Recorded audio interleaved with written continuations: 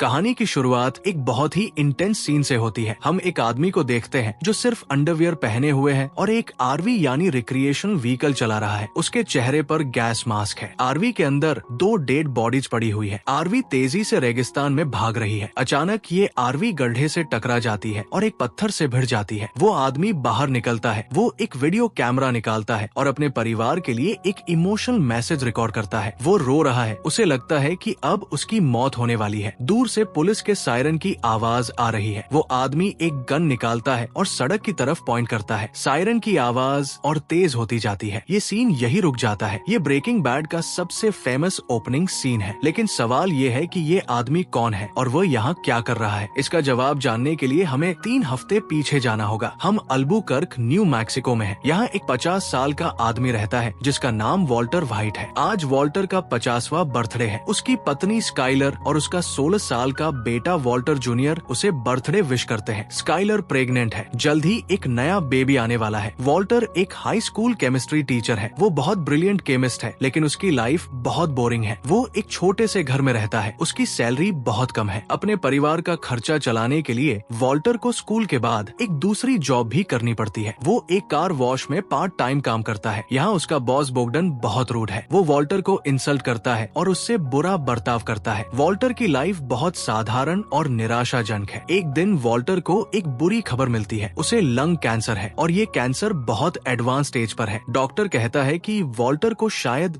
2 साल ही जीने को मिलेंगे। ये सुनकर वॉल्टर की दुनिया हिल जाती है। उसे अपने परिवार की बहुत चिंता है। उसकी पत्नी प्रेग्नेंट है। उसका बेटा स्पेशल नीड्स वाला है, यानी उसे सेरेब्रल पाल्सी है। वॉल्टर सोचता है कि अगर वो मर गया तो उसके परिवार का क्या होगा। उसके पास इतने पैसे नहीं है कि वो अपने परिवार को फाइनेंशियली सिक्योर छोड़कर जा सके। कैंसर का इलाज भी बहुत महंगा है। वॉल्टर की टीचर सैलरी से ये सब खर्चा नहीं हो सकता। वॉल्टर को एक आइडिया आता है। उसके बहनोई हैंक श्रेडर डीए यानी ड्रग एनफोर्समेंट एजेंसी में काम करते हैं। हैंक ड्रग डीलर्स को पकड़ते हैं। एक दिन हैंक वॉल्टर को एक ड्रग रेड दिखाने ले जाते हैं। यहाँ पर पुलिस एक मेथ लैब को बस्ट कर रही है। मेथ यानी मेथाम्फेटामाइन एक खतरनाक ड्रग है। हैंक वॉल्टर को बताते हैं कि मेथ का बिजनेस बहुत बड़ा है। लोग इसे बनाकर बहुत पैसे कमाते हैं। वॉल्टर को ये सब सुनकर एक आइडिया आता है। वो एक ब्रिलियंट केमिस्ट है। वो परफेक्ट मेथ बना सकता है। अगर वो मेथ बेचे तो शायद वह अपने परिवार के लिए पैसे जोड़ सके। उसी रेड में वॉल्टर एक युवा लड़के को देखता है जो खिड़की से भागने की कोशिश कर रहा है। वॉल्टर उस लड़के को पहचान जाता है। ये जेसी पिंकमैन है जो वॉल्टर का पुराना स्टूडेंट है। जेसी स्कूल में बहुत बुरा स्टूडेंट था। उसने स्कूल से ग्रेजुएशन भी नहीं किया। अब जेसी एक स्मॉल टाइम ड्रग डीलर है। वॉल्टर को एक प्लान बनता है। वो जेसी को ट्रैक करता है। वो जेसी के घर जाता है और उसे एक ऑफर देता है। वॉल्टर कहता है कि मैं मेद बनाऊंगा और तुम उसे बेचोगे। हम दोनों मिलकर पार्टनर्स बनेंगे। जेसी पहले तो हंसता है। उसे लगता है कि ये बुढ़ा टीचर क्या मेद बनाएगा, लेकिन वॉल्टर उसे एक सैंपल दिखाता है जो उसने बनाया है। जेसी उस मेद को देखकर हैरान रह जाता है। ये बहुत हाई क्वालिटी का मेद है। जेसी मान जाता है। दोनों मिलकर एक प्लान बनाते हैं। उन्हें एक जगह चाहिए जहाँ वे मेद बना सके। जेसी के पास एक पुरानी आरवी है। वे इसी आरवी में मेद बनाने का फैसला करते हैं। वॉल्टर और जेसी रेगिस्तान में जाते हैं जहाँ कोई उन्हें नहीं देख सकता। वॉल्टर अपने सारे कपड़े उतार देता है और सिर्फ अंडरवियर में रह जाता है। वो नहीं चाहता कि उसके कपड़ों पर केमिकल्स की स्मेल आए। वो एक गैस मास्क पहनता है। जेसी भी मास्क पहनता है। दोनों मेद बनाना शुरू करते हैं। वॉल्टर एक परफेक्शनिस्ट है। वो हर स्टेप को बहुत ध्यान से करता है। कुछ घंटों बाद मेद तैयार हो जाता है। ये क्रिस्टल ब्लू रंग का है और बहुत हाई क्वालिटी का है। जेसी बहुत खुश हो जाता है। उसे लगता है कि वे बहुत पैसे कमाएंगे, लेकिन मेद बनाना आसान था, मुश्किल है इसे बेचना। जेसी अपने पुराने कनेक्शंस को फोन करता है। वो एक डीलर से संपर्क करता है जिसका नाम क्रेजी आर्ट है। क्रेजी आर्ट और उसका कजिन एमिलियो जेसी से मिलने आते हैं। जेसी उन्हें वॉल्टर का मेद दिखाता है। क्रेजी आर्ट मेद को टेस्ट करता है। वो बहुत इम्प्रेस होता है। ये सबसे अच्छा मेद है जो उसने कभी देखा है। क्रेजी आर्ट कहता है कि मुझे ये सारा मेद चाहिए, लेकिन तभी एमिलियो वॉल्टर को पहचान लेता है। दरअसल एमिलियो वही था जो ड्रग रेड में पकड़ा गया था। उसने वॉल्टर को हैंक के साथ देखा था। एमिलियो को लगता है कि वॉल्टर एक इन्फॉर्मर है, यानी पुलिस के लिए काम करता है। एमिलियो गन निकाल लेता है और वॉल्टर और जेसी को धमकाता है। वॉल्टर घबरा जाता है, लेकिन तभी उसे एक आइडिया आता है। वो कहता है कि अगर तुम मुझे मारोगे तो तुम्हें कभी नहीं पता चलेगा कि ये परफेक्ट मेथ कैसे बनाया जाता है। मैं तुम्हें मेथ बनाना सिखा सकता हूँ। एमिलियो और क्रेजी आर्ट सोचते हैं और फिर मान जाते हैं। वे वॉल्टर और जेसी को वापस आरवी में ले जाते हैं। वॉल्टर कहता कहता है कि मैं तुम्हें मेथ बनाना सिखाऊंगा, लेकिन असल में वॉल्टर एक ट्रैप बना रहा है। वो केमिकल्स मिक्स करता है जो एक टॉक्सिक गैस बनाता है। ये गैस रेड फास्फोरस और हाइड्रोजन से बनती है। ये गैस बहुत खतरनाक होती है। वॉल्टर और जेसी मास्क पहने हुए हैं, इसलिए वे सेफ है, लेकिन एमिलियो और क्रेजी 8 मास्क नहीं पहने हुए। गैस फैलती है और दोनों डीलर्स बेहोश हो जाते हैं। एमिलियो की मौत हो जाती है। क्रेजी 8 अभी जिंदा है लेकिन बेहोश है। अब हम वापस आते हैं ओपनिंग सीन पर। वॉल्टर आरवी चला रहा है। अंदर 2 बॉडीज है, एक मरी हुई है और एक बेहोश है। वॉल्टर पैनिक में है। आरवी गड्ढे से टकरा जाती है। वॉल्टर बाहर निकलता है। उसे लगता है कि पुलिस आ गई है। वो अपने परिवार के लिए एक इमोशनल मैसेज रिकॉर्ड करता है। वो गन निकालता है, लेकिन तभी उसे पता चलता है कि ये पुलिस नहीं बल्कि फायर ट्रक है जो पास में लगी आग बुझाने आया है। वॉल्टर राहत की सांस लेता है। वो बच गया। वॉल्टर और जेसी एमिलियो की डेड बॉडी को डिस्पोज करना चाहते हैं। वॉल्टर कहता है कि हमें इस बॉडी को एसिड में घोलना होगा। वो जेसी को एक स्पेशल प्लास्टिक कंटेनर खरीदने के लिए कहता है। ये कंटेनर एसिड को होल्ड कर सकता है, लेकिन जेसी गलती कर देता है। वो गलत कंटेनर खरीद लेता है। वो एक बाटब में एमिलियो की बॉडी को एसिड में घोलने की कोशिश करता है। वॉल्टर उसे रोकता है, लेकिन जेसी नहीं सुनता। कुछ देर बाद एसिड बाटब को गला देता है। बाटब के साथ एमिलियो की बॉडी नीचे गिर जाती है। ये बहुत भयानक और घिनौना सीन है। पूरा घर गंदा हो जाता है। वॉल्टर को बहुत गुस्सा आता है। अब बचा है क्रेजी 8 जो अभी भी जिंदा है। वॉल्टर और जेसी उसे जेसी के बेसमेंट में बांध कर रखते हैं। दोनों सोचते हैं कि अब क्या करें। वॉल्टर कहता है कि हमें क्रेजी 8 को मारना होगा। अगर हम उसे छोड़ेंगे तो वो हमें मार देगा। जेसी नहीं मानता। वो कहता है कि हम किलर नहीं है। दोनों में बहस होती है। आखिरकार वे तय करते हैं कि वे एक कॉइन टॉस करेंगे। जो जीतेगा वही क्रेजी 8 को मारेगा। कॉइन टॉस में वॉल्टर हार जाता है। अब उसे क्रेजी 8 को मारना होगा। वॉल्टर बेसमेंट में जाता है। वो क्रेजी 8 के साथ बात करता है। दोनों के बीच कुछ कन्वर्सेशन होती है। क्रेजी 8 बहुत स्मार्ट है। वो वॉल्टर को